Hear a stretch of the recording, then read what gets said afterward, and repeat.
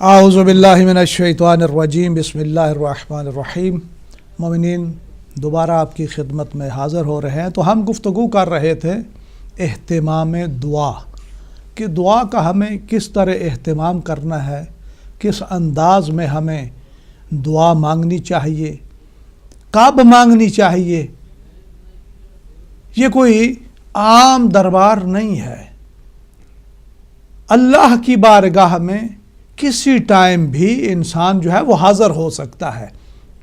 یہ دنیا کے بنائے ہوئے ٹائم ہیں کہ اس ٹائم آپ آ سکتے ہیں، اس ٹائم مل سکتے ہیں، اگرچہ اس نے بھی کچھ چیزوں کے لیے ٹائم مختص کیا ہے۔ جیسے آپ نے نماز پڑھنی ہے تو اس کے اوقات جو ہیں وہ مقرر ہیں۔ بذات ہی نماز بھی ایک دعا ہے۔ صلاۃ جو ہے اس کو بھی دعا ہی کہا جاتا تھا، لیکن دعا کا ہم نے اہتمام کرنا ہے، دعا کی اہمیت کو جاننا ہے۔ دعا ہے کیا؟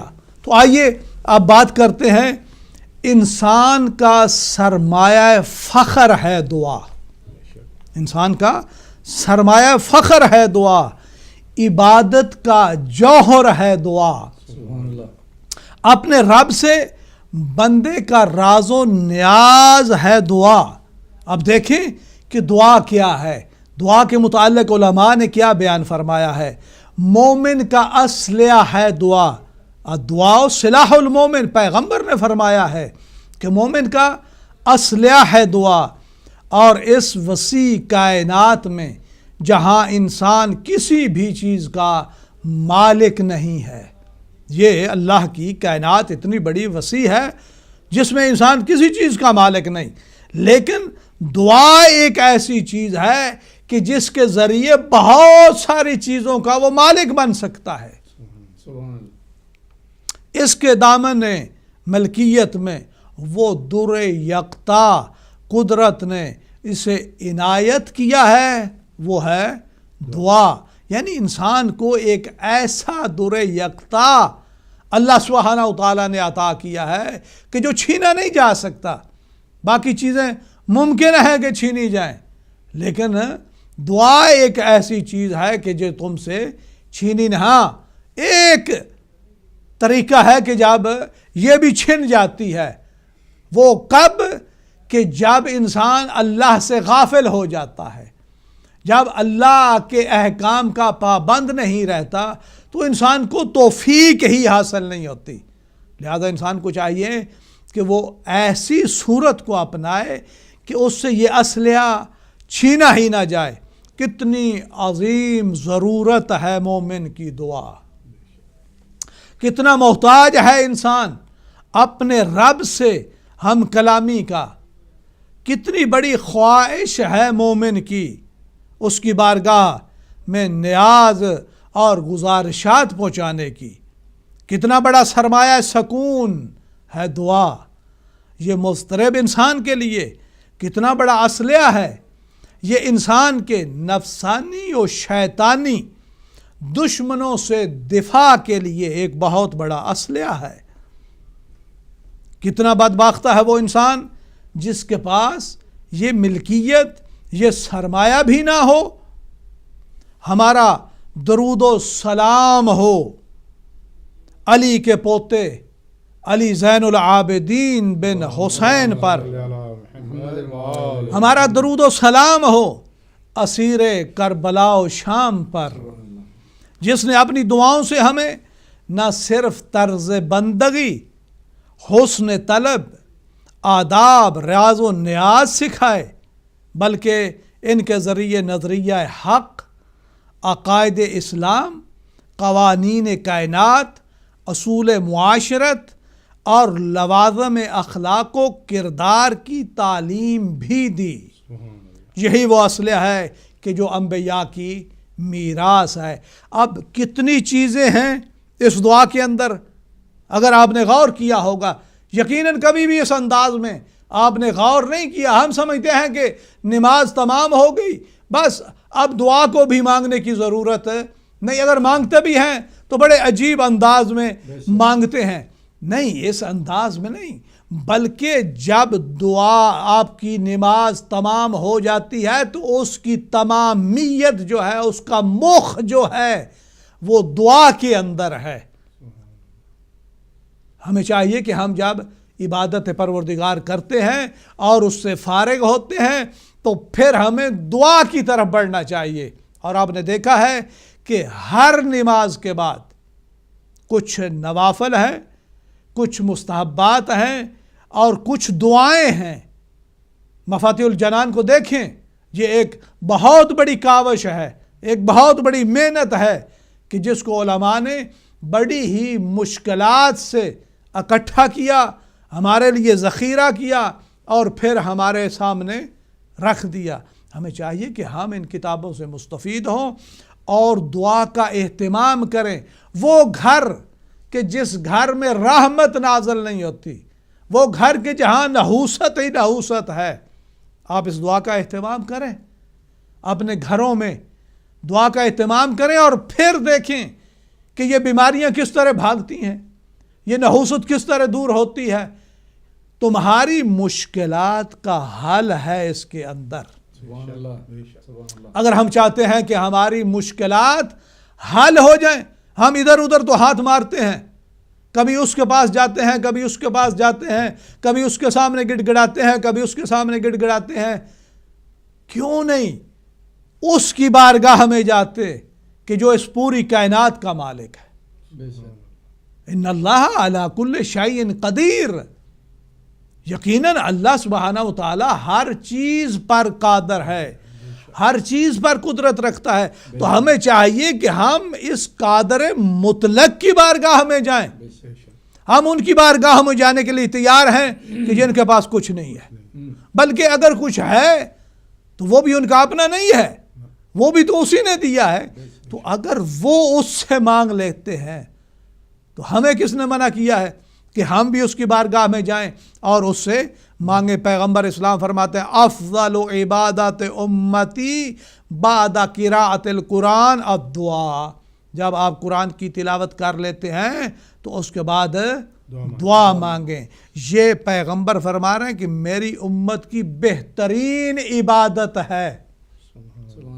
پھر فرماتے ہیں ثم قال رسول اللہ صلی اللہ علیہ وآلہ وسلم ادعونی استجب لکم۔ پھر اسی کی تلاوت پیغمبر نے کی کہ اللہ سبحانہ و تعالیٰ کہہ رہا ہے کہ مجھے پکارو، میں تمہاری پکار کو سنتا ہوں۔ ان الذین یستکبرون عن عبادتی سیدخلون جہنم داخرین، جیسے کہ میں نے ابھی اس آیت کی تلاوت کی۔ آگے ارشاد فرماتا ہے الا تری ان الدعاء هو العبادہ، کیا تم یہ نہیں دیکھ رہے کہ دعا جو ہے وہی عبادت ہے؟ یعنی اس کا مطلب ہے کہ یہ جو آپ نے نماز ادا کی ہے یہ بھی سارے کی ساری دعا ہے۔ اگر آپ سورہ الحمد کی طرف توجہ کریں، آپ کیا پڑھتے ہیں؟ بسم اللہ الرحمن الرحیم الحمد للہ رب العالمین الرحمن الرحیم مالک یوم الدین ایاک نعبد و ایاک نستعین۔ تو یہ کیا ہے؟ یہ دعا نہیں ہے؟ تو در حقیقت نماز بھی دعا ہے۔ تو جب ہم نماز سے فارغ ہوتے ہیں تو اس کی تمامیت اور اس کے فوائد حاصل کرنے کے لیے پھر بارگاہ الہی میں ہمیں حاضر ہونا چاہیے۔ اور ہاتھوں کو بعض دفعہ ہوتا ہے کہ لوگ چھوٹی چھوٹی چیزیں ہیں کہ جن کی طرف متوجہ نہیں ہوتے۔ دعا تو مانگ رہے ہیں، ہاتھوں کو بلند نہیں کرتے۔ اگر ہاتھوں کو بلند کر رہے ہیں تو صحیح انداز میں نہیں کر رہے۔ بھائی اللہ سبحانہ و تعالیٰ سے مانگ رہے ہیں، آپ کسی بندے سے نہیں مانگ رہے، لہذا جب اس کی بارگاہ میں جانا ہے تو کس انداز میں دعا مانگنی ہے؟ آپ اس طرح ہاتھوں کو بلند کر کے، اور اس کے بھی فوائد ہیں۔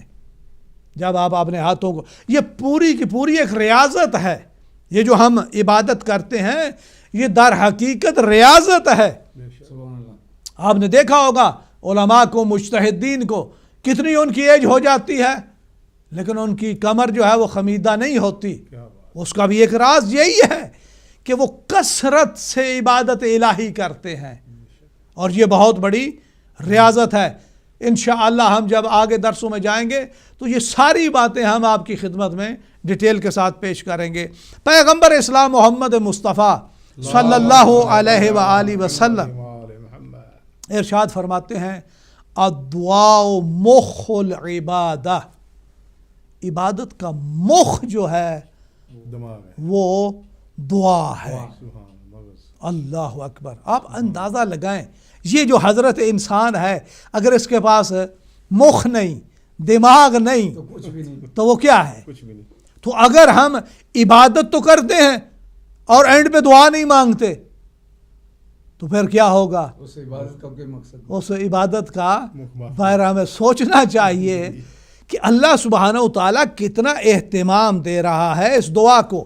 پیغمبر اسلام فرما رہے ہیں الدعاء مخ العبادہ ولا یہلک مع الدعاء احد، اس دعا کے ذریعے کسی کو ہلاک مت کرنا۔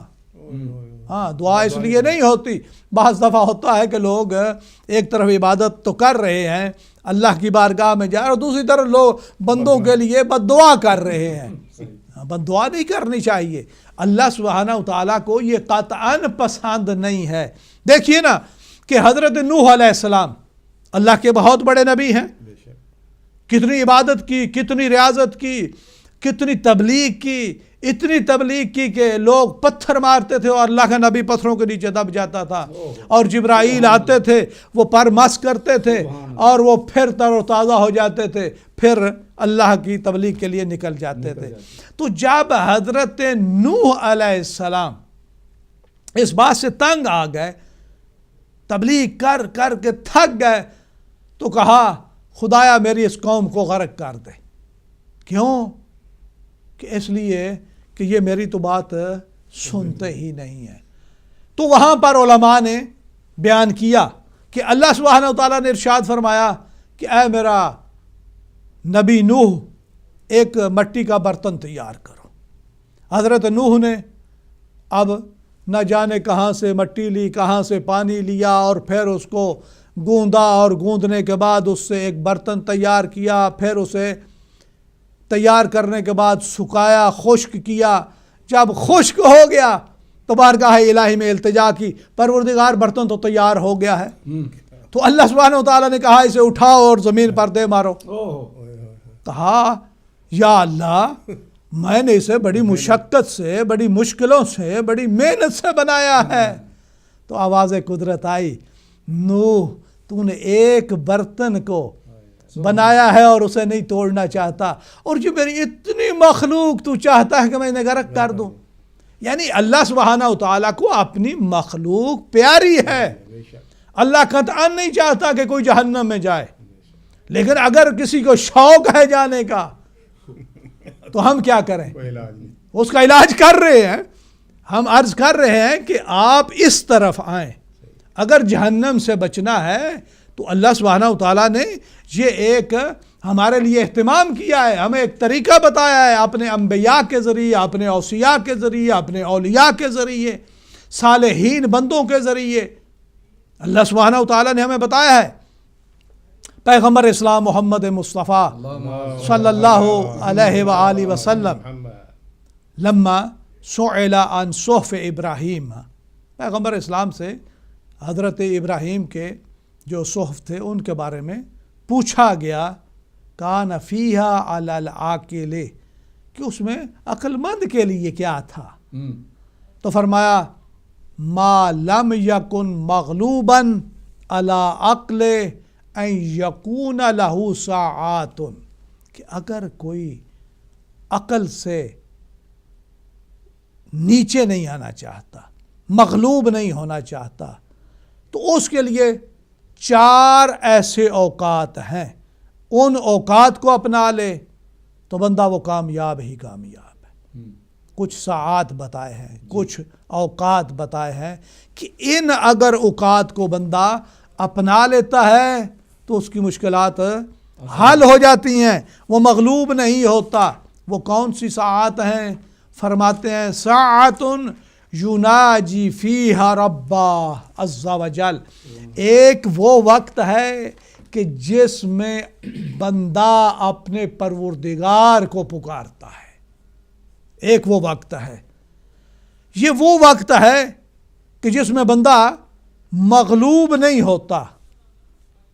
یعنی آپ دیکھیں کہ آپ کس کی بارگاہ میں ہیں، اس پروردگار کی بارگاہ میں ہیں کہ جو ہر چیز پر قادر ہے. لہذا اس وقت بندہ مغلوب نہیں ہوتا. وَسَعَةٌ يُحَاسِبُ نَفْسَهُ، ایک وہ وقت ہے کہ جس میں انسان اپنا حساب کرتا ہے. کرنا چاہیے نا. مولا امیر المومنین نے بھی کہا ہے حاسبو قبل ان تحاسبو، کہ اپنا حساب کر لو قبل اس کے کہ تمہارا حساب کیا جائے. اور جب وہ کیا جائے گا تو بہت مسئلہ مشکل ہے. ابھی ٹائم ہے ہمارے پاس، تو ہمیں چاہیے کہ ہم اپنا حساب کریں. اور یہ بھی ایسی ساعت ہے کہ انسان مغلوب نہیں ہوتا. تو ہمیں چاہیے کہ ہم ہر روز جب بستر پر جاتے ہیں تو تھوڑی دیر کے لیے اپنا حساب کریں کہ آج میں نے کتنے اچھے کام کیے ہیں اور کتنے برے کام کیے ہیں، کتنی نیکیاں کمائی ہیں اور کتنی برائیاں کی ہیں. نیکیوں کو بڑھاتا چلا جائے، برائیوں کو کم کرتا چلا جائے. ایک دن ایسا آئے گا کہ اس کے پاس سوائے نیکیوں کے اور کچھ ہوگا ہی نہیں، اور نیکیوں ہی کی ضرورت ہے، اچھائیوں کی ضرورت ہے. اب انسان چاہے کہ میں کہاں جاؤں، کہاں جا کر اچھائی کروں. بھائی تم اپنے گھر کے اندر بیٹھ کر اچھائیاں کر سکتے ہو، اور اگر انسان برائی پہ آ جائے تو اپنے گھر کے اندر بیٹھ کر بھی برائی کر سکتا ہے. تو کیا کرنا ہے ہمیں اچھائیوں کی طرف قدم بڑھانا ہے. تو ایک تو وہ وقت ہے کہ جس میں بندہ اپنے پروردگار کو پکارتا ہے، اور دوسری وہ ساعت ہے کہ جب اپنے نفس کا حساب کرتا ہے. اور تیسری ساعت ساعت یتفکر فیہا صنع اللہ عز وجل الیہ، ایک وہ ٹائم ہے کہ یہ اللہ سبحانہ و تعالیٰ نے یہ جو کائنات بنائی ہے، جو کچھ اس کے اندر پیدا کیا، اس میں فکر کرتا ہے. اللہ اکبر. اس کا قرآن مجید میں بھی ذکر ہے. افلا تنظروا الی الابل کیف خلقت، کیا تم اس اونٹ کی طرف نہیں دیکھتے کہ یہ کیسے پیدا کیا گیا ہے.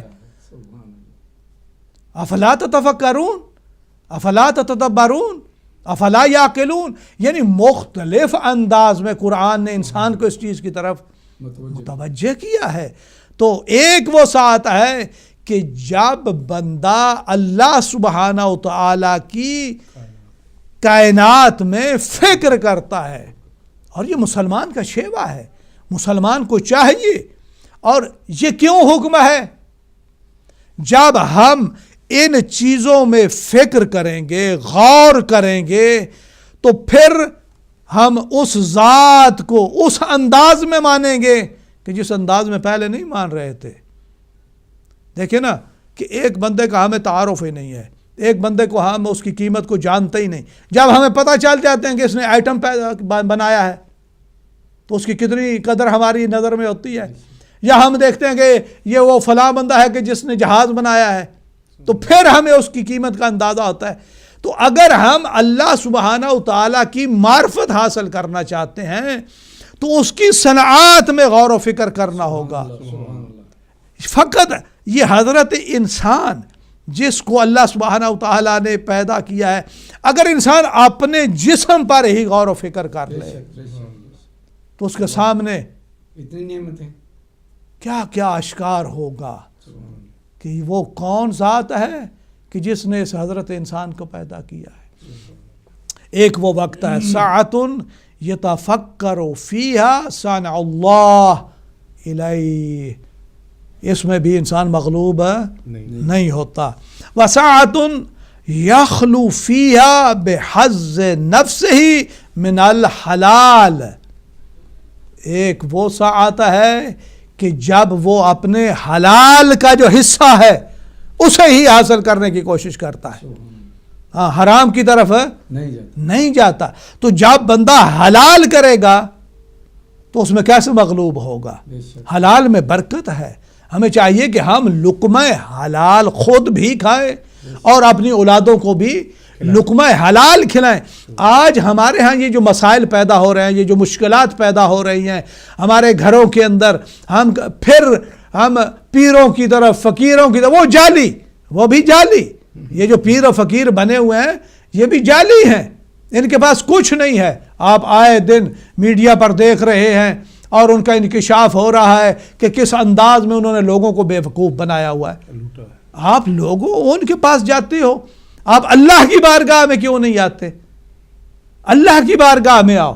اور وہاں آ کر جو ہے، اور سب سے بڑی مشکل اور سب سے بڑی بیماری یہ ہے کہ جس کی وجہ سے ہماری اولادیں خراب ہو رہی ہیں، ہم نے انہیں لقمہ حلال نہیں کھلایا. تھوڑا کھا لو، حلال کا کھاؤ. لوگ کہتے ہیں کہ نہیں، بس ساری دنیا کی دولت جو ہے وہ میرے گھر میں اکٹھی ہو جائے، اور پھر بھی راضی نہیں ہے. دولت سے اسلام نے منع نہیں کیا، لیکن وہ دولت کہ جو جائز طریقے سے کمائی جائے، جو حلال طریقے سے کمائی جائے، اس کی مذمت نہیں ہے. مذمت اس کی ہے کہ جو ناجائز طریقے سے، غلط طریقے سے لوگوں کا مال غصب کر کے، اس کی اجازت اسلام نہیں دیتا. تو یہ کون سی ساعت ہے کہ جس میں انسان اپنے حلال کی تلاش کرتا ہے، یا اپنے حلال کا حصہ جو ہے اس میں لگا ہوا ہوتا ہے تو مغلوب نہیں ہوتا.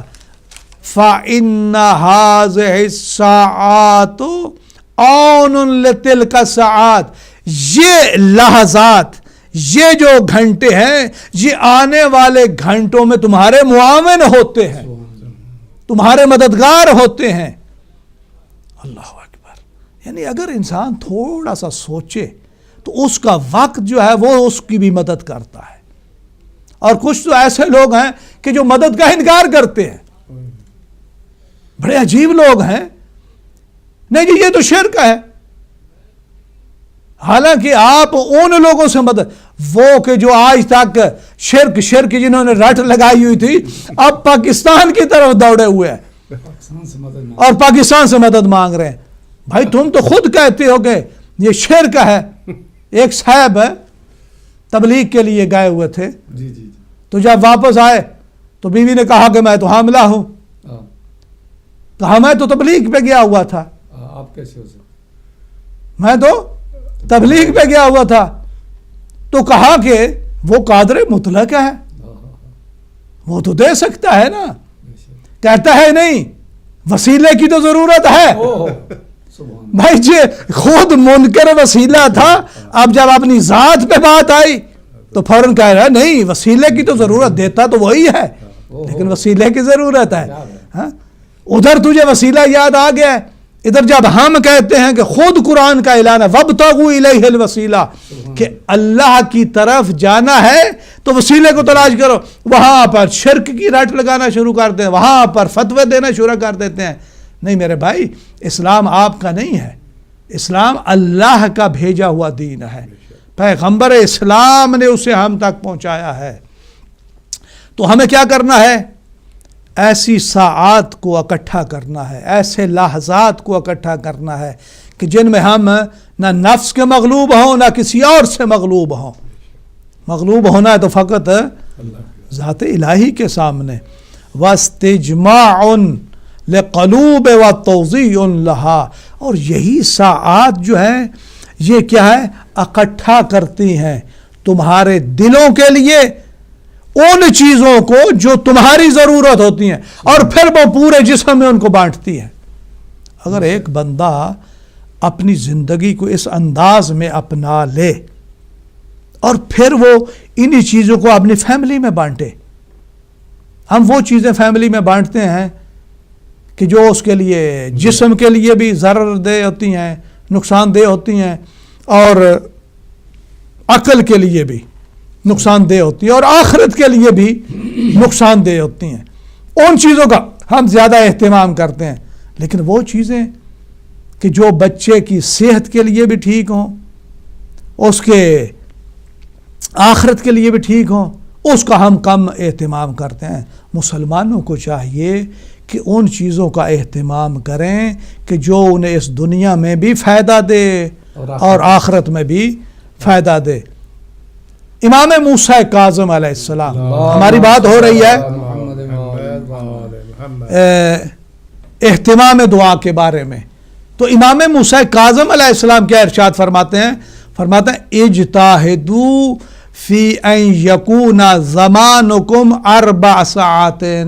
امام نے بھی اس طرف اشارہ کیا ہے کہ کوشش کرو، محنت کرو، سعی کرو کہ تمہاری زندگی میں 4 ہی وقت ہیں، 4 ہی ٹائم ہیں۔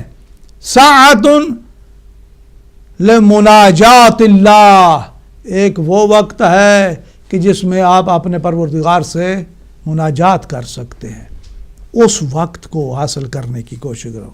وساعت لامر المعاش، اور ایک وہ ٹائم ہے کہ جس میں تم نے کسب حلال کرنا ہے، یہ بھی تمہارے پاس ایک فرصت ہے، ایک ٹائم ہے، اور اس میں کیا کرنا ہے؟